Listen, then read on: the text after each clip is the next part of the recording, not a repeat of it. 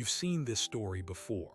A blind woman sitting alone at a concert, a kind father with his triplet daughters, an act of innocent kindness that warms millions of hearts. But what if I told you this viral moment isn't heartwarming at all? It's one of the most damaging forms of exploitation on the internet today. This is called inspiration porn, a term coined by activist Stella Young. It's the objectification of disabled people for the emotional benefit of the able-bodied. And this specific viral genre, where children guide blind strangers, isn't just cliché. It hides a dark, psychological truth about who we really help when we share these stories, and who gets hurt. To understand the damage, we have to go back to where it all began. The pattern was identified in 2012 in a blistering editorial by comedian and journalist Stella Young. She wrote, "I am not your inspiration." She called out the endless stream of images, a disabled person swimming with a caption like "Your excuse is invalid." She gave it a name, inspiration porn. Its purpose, she argued, was not to advocate for disabled people, but to make non-disabled people feel better about their own lives. To make them think, my life may be hard, but at least I'm not that person. It turns disability into a cheap motivational tool. But the viral story of the blind woman and the triplets represents a specific, potent subgenre. It follows a rigid formula. First, you need a disabled person, often a blind or deaf individual, positioned in a public space. They are always alone, highlighted by their isolation.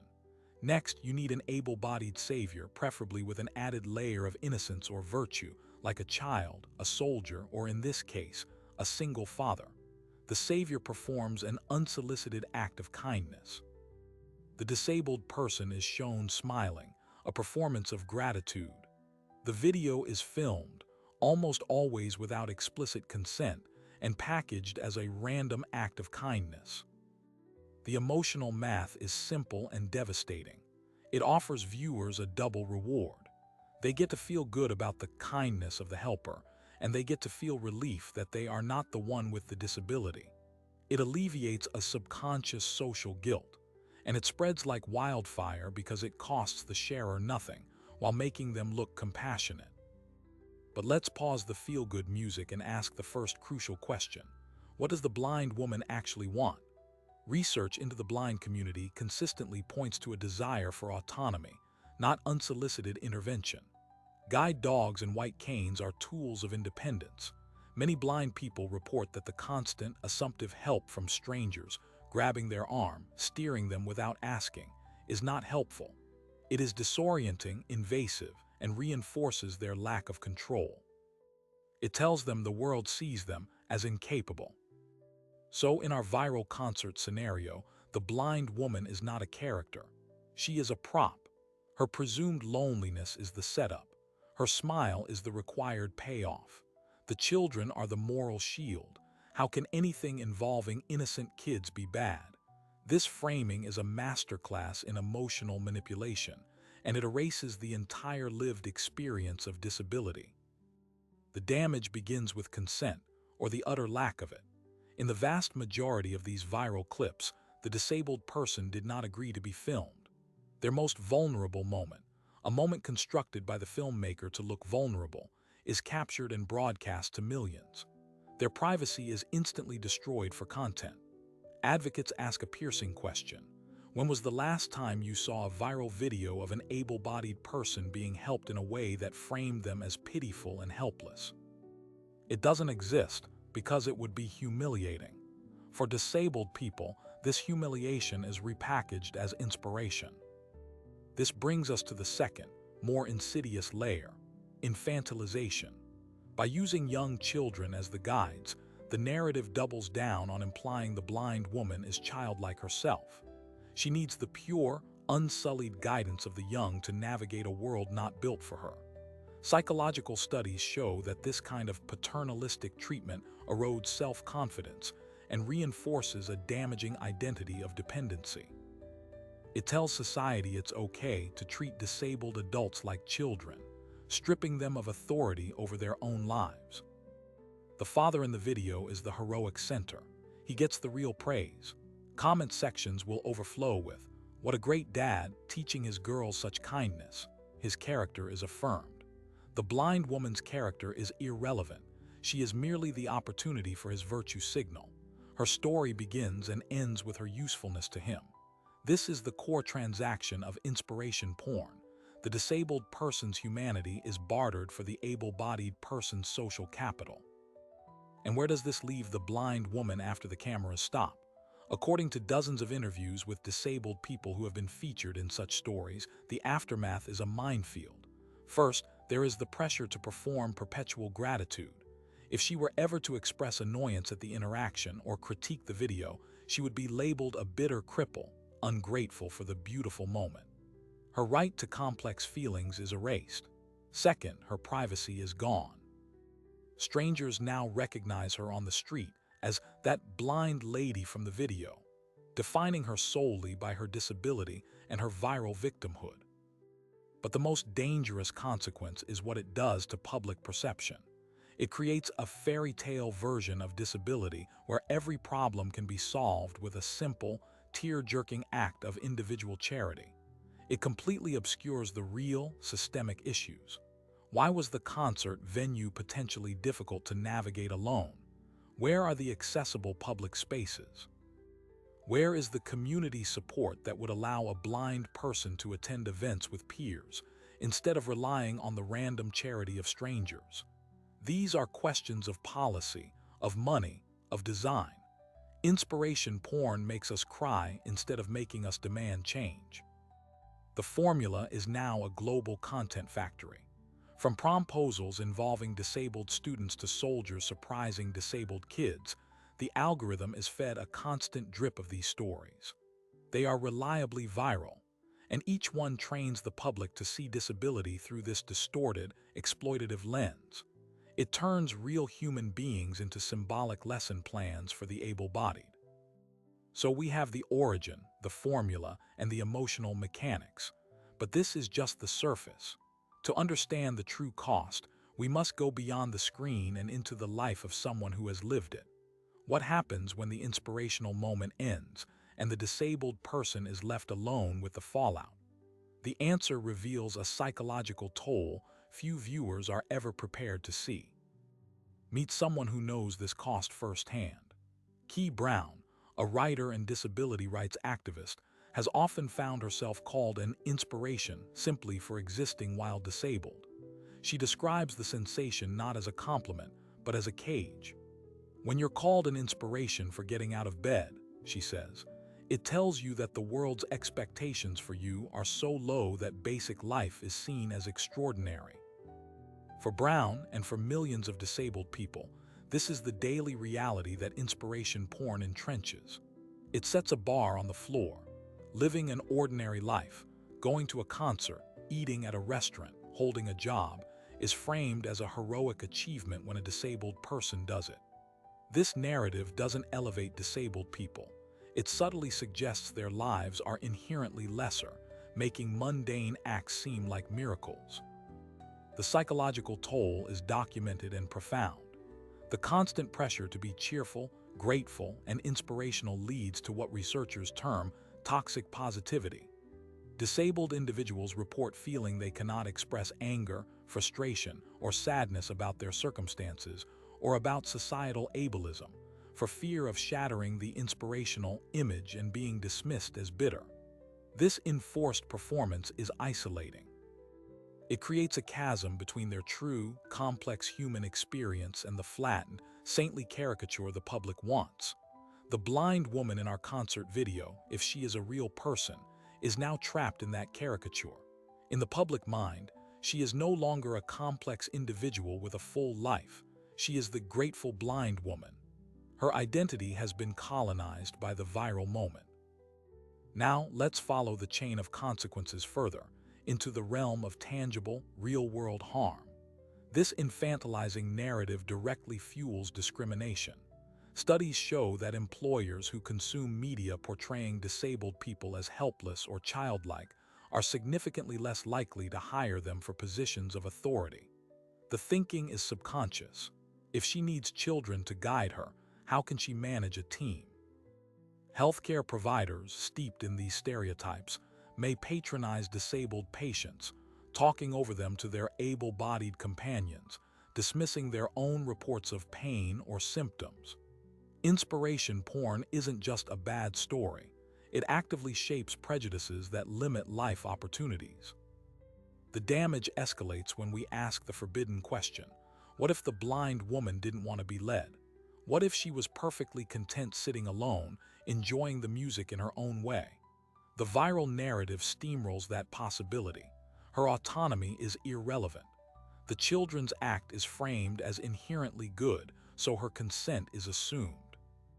This violation is a microcosm of a larger pattern where disabled people's bodily autonomy is routinely disregarded, from strangers grabbing wheelchairs to push them without asking, to medical procedures performed without proper consent. The video tells millions of viewers that this disregard is not just acceptable, but laudable. This brings us to the engine room of the exploitation, the algorithm. Why does this specific genre proliferate? Because it works. Social media platforms are designed to maximize engagement, and content that triggers high arousal emotions, like heartwarming inspiration or pity, gets prioritized. A video of a blind woman being helped by triplets is a perfect engine for this. It is quick, emotionally potent, and requires no context. It makes people feel good with a single click, prompting shares and comments like "faith in humanity restored." The algorithm reads this engagement as high quality and pushes the video to more feeds, creating a vicious, profitable cycle. The creator of the video, perhaps the father himself, gains followers, monetization, and social capital. The blind woman gains nothing but a loss of privacy. The transaction is complete, and the algorithm demands another. But here is where the story pivots, and the stakes become frighteningly concrete. This content doesn't just spread stereotypes, it actively suppresses real political and social change. By presenting disability as an individual tragedy overcome by individual kindness, it diverts attention from systemic failures. Think about it. The concert video inspires tears, not questions. No one comments, "Why aren't there more tactile guides or audio description services at this venue?" No one demands better public funding for orientation and mobility training. The public's emotional need is satisfied by the clip, diffusing any urgency for collective action. It is the perfect societal pressure release valve. We can trace this deflection historically. In the lead-up to the Americans with Disabilities Act in 1990, activism was fierce, confrontational, and focused on systemic change. Protesters crawled up the steps of the Capitol to demand access. It was about rights, not charity. But in the decades since, as those hard-won rights have been steadily eroded or underfunded, the public narrative has shifted toward these soft, inspirational stories. It's easier to share a video of a soldier giving his medal to a disabled child than to advocate for adequate funding for personal care attendants. Inspiration porn becomes the cultural wallpaper, covering the cracks in a crumbling system. The ultimate escalation is the silencing effect. When disabled people dare to criticize these viral moments, the backlash is swift and brutal. They are called ungrateful, angry, humorless. They are told they are ruining a beautiful moment. This gaslighting is a powerful tool to keep the marginalized in line. It sends a clear message to every other disabled person: play the grateful inspiration or be vilified. This cultural enforcement ensures a steady supply of compliant subjects for the next viral hit. The cycle is self-perpetuating and brutally efficient. So we have the personal toll, the algorithmic engine, and the political sabotage. But to see the full, chilling picture, we must examine a case study where all these forces collided with life-altering consequences. This is the story of a man who became the unwilling face of inspiration porn, and how the heartwarming narrative nearly destroyed his actual life. What happened next reveals the darkest potential of the genre we so casually consume. His name was Arnaldo. In 2019, a video of him went massively viral. He was a blind man in his 60s playing beautiful piano on a public street. The clip was captioned, "He may have lost his sight, but not his vision." Millions shared it, calling him an inspiration. But here's what the video didn't show. Arnaldo was a professional musician who had performed in concerts for decades. The street piano was a side activity, a way to practice and enjoy the outdoors. The viral frame reduced his lifelong artistry to a tragic, triumphant anecdote. Overnight, his peaceful practice sessions were destroyed. Crowds gathered daily to film him, expecting the same emotional performance. Strangers hugged him without warning, crying, telling him he gave them hope. His autonomy over his own art and his public space was obliterated. He became a public therapy animal, not a musician. Then came the second wave. News outlets hungry for the feel-good follow-up tracked him down for interviews. They asked the same invasive questions. How do you overcome your darkness every day? They wanted the inspirational quote, not a conversation about music. When he tried to steer the talk to his technique or influences, reporters grew visibly bored. They had a narrative to serve. The pressure to perform gratitude was immense. He confessed later to friends that he began to dread leaving his house. The video that called him an inspiration had, in effect, placed him under a form of house arrest, trapped by the public's expectations. But the story takes a darker turn. A local business, seeing his viral fame, offered to host a benefit concert for him. It was framed as the community giving back to their inspiration. The reality was exploitative. They used his name and story to sell tickets, but offered him only a tiny fraction of the proceeds, banking on his perceived helplessness and gratitude. When a friend advised him to ask for a proper contract or a larger cut, the organizers were affronted. They implied he was being ungrateful for their generous offer. This is the economic reality of inspiration porn. The disabled person's story is monetized by others, while they are expected to accept the exposure or the kindness as payment enough. The transaction is always unequal. Arnaldo's case is not unique. It reveals a pattern of secondary exploitation. Once a disabled person is viral, they become a target for predatory offers, book deals that demand a tragic memoir, speaking engagements that want a rehearsed tale of overcoming, brand partnerships that want to use their image for authenticity. These offers often come with lowball financial terms, exploiting the assumption that the disabled person is naive or just happy to be included. The inspirational narrative sets them up to be financially exploited. Now, let's scale this up from the individual to the systemic. What happens when this viral logic is applied not to a street musician, but to entire policies?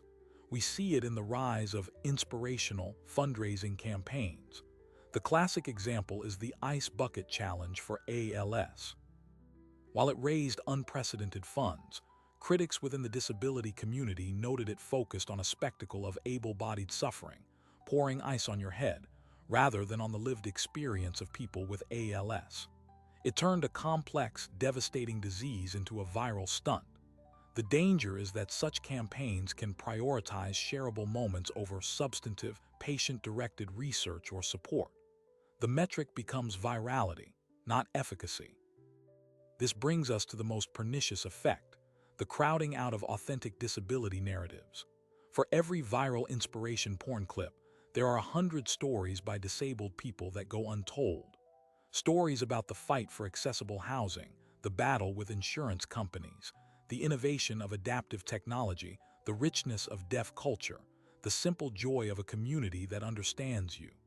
These stories are complex, nuanced, and often confrontational.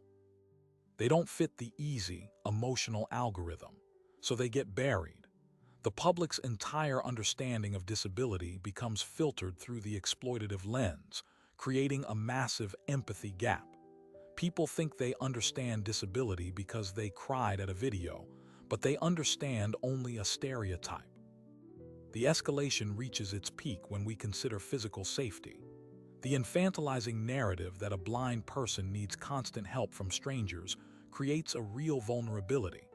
Predators can exploit this expectation. There are documented cases of people posing as helpers to rob or assault blind individuals, counting on the societal script that a blind person being led is a normal good thing. The viral video teaches everyone, including bad actors, that intervention is always welcome and never questioned. It erases the critical concept of consent and situational awareness, putting disabled people at greater risk. Furthermore, the constant portrayal of disabled people as helpless recipients erodes their legal and social standing. If the public deeply believes that a blind woman needs children to guide her, how will that public react if she demands her right to navigate the same space independently? They might see her as difficult, unreasonable. This perception impacts everything from courtroom credibility to social service evaluations. The inspirational stereotype undermines their authority as competent adults in the eyes of institutions that hold power over their lives. We are now at the core of the crisis. Inspiration porn isn't just a bad media trend. It is a feedback loop of disempowerment. It creates the stereotype, which justifies paternalistic policies and individual actions, which reinforces the stereotype, making it harder for disabled people to assert autonomy, which then makes them appear more helpless, feeding the demand for more inspirational content. It is a cycle that profits everyone except the disabled person at its center. But what if the blind woman in the original concert video fought back? What if she saw the viral clip and felt not gratitude but violation? This is where we encounter the final, brutal layer of escalation, the backlash against the victim. Online mobs invested in the feel-good story will defend it with viciousness. They will attack her character. She's just bitter. She should be thankful for the kindness. Those little girls were so sweet, how dare she ruin it? The emotional investment in the inspirational narrative is so strong that the actual disabled person becomes the villain for challenging it. Her lived experience is sacrificed to protect the public's comforting fairy tale. So we have followed the chain from a single viral moment to psychological harm, economic exploitation, systemic policy distortion, and even physical risk. The arc is clear and devastating, but this investigation leads to one unavoidable, culminating question. If this genre is so harmful, why does it remain the dominant way society sees disability? And more importantly, is there a way out of this trap? The answer requires a fundamental reimagining of not just how we tell stories, but how we build our world. The persistence of inspiration porn isn't a mystery. It persists because it serves a powerful dual function. For the able-bodied majority, it provides a quick, guilt-free emotional high and a sense of moral superiority. For the platforms, it provides reliable, cheap engagement. It's a perfect, unethical symbiosis. Breaking this cycle requires attacking it at both ends, the consumption habits of the audience and the creation of alternative narratives. And this is precisely where a revolution is quietly taking place, led not by charities or networks, but by disabled creators themselves. The frontline of this change is social media, the same engine that spread the disease. Disabled activists and content creators have harnessed platforms like TikTok and YouTube not for viral pity, but for radical education and authentic representation. They are creating a new lexicon. Instead of inspirational, you see hashtags like disabled TikTok, CripTalk, and actually autistic. These are spaces where disabled people control the frame. You'll find a wheelchair user detailing the real logistics of air travel, a deaf creator teaching sign language with humor, a blind artist demonstrating how she paints. The content is practical, funny, angry, mundane, and deeply human. It shatters the monolithic inspirational stereotype into a million complex pieces. This creator-led movement performs a crucial act of reclamation. They take the same scenarios used in inspiration porn and flip the script. Imagine a video titled, "What you should actually do if you see a blind person who might need help." The creator, who is blind, explains, "First ask, just say, 'Hi, would you like any assistance?' If they say no, say, 'Okay, have a great day,' and walk away. That's it." This simple instruction is revolutionary because it centers consent and autonomy. It treats the disabled person as the expert of their own experience. This content gets millions of views, proving there is a massive appetite for guidance over guilt. The economic model is shifting, too. Disabled creators are building sustainable followings and incomes through subscriptions, direct tips, and ethical brand partnerships based on their expertise, not their tragedy. They are proving that authenticity, not exploitation, can be a viable business. This undermines the old predatory model where others profited from their image. Now, they own their narratives and their revenue streams. This cultural shift is beginning to influence mainstream media from the inside. Disability consultants are now a standard, paid role on more film and television sets. Their job is to veto inspiration porn scripts and ensure disabled characters have agency, flaws, and storylines unrelated to their disability. Shows like Speechless and Special put disabled writers and actors in charge, resulting in comedy and drama where disability is a fact of life, not the moral of the story. The criterion for good representation is shifting from "is it inspiring" to "is it honest?" Policy is slowly feeling the pressure of this cultural correction. Grassroots organizations led by disabled people are increasingly bypassing the sentimental fundraising gala and using direct action and sharp digital campaigns to target legislators. Their messaging is clear. We don't want your tears. We want the ADA funded. We want attendant care. We want accessible housing. They are leveraging the same social media tools to organize and demand concrete, systemic change, redirecting public sentiment from passive pity to active political support. So let's return to our original scene with clear eyes. What would a better, ethical version of that concert moment look like? Perhaps the triplets notice the blind woman. Instead of assuming she's lonely, they ask their dad, "How does she enjoy the music?" The father might approach and say, "Excuse me, my daughters were curious if you'd like to join us, but only if you'd like to." The woman can say yes, no, or explain she's waiting for a friend. The interaction is a conversation between equals, not a rescue mission. The children learn about consent and diversity, not performative charity. This version doesn't make a viral video because it's not a dramatic spectacle. It's just good, respectful community. And that's the point. The final, surprising detail that offers real hope comes from engagement analytics. Data from platforms shows that content created by disabled people about their daily lives, the authentic, non-inspirational stuff, consistently builds stronger, more loyal, and more engaged communities over time than viral inspiration porn clips. The inspiration spike is a short, addictive sugar rush that leaves nothing behind. The authentic connection builds a sustainable ecosystem.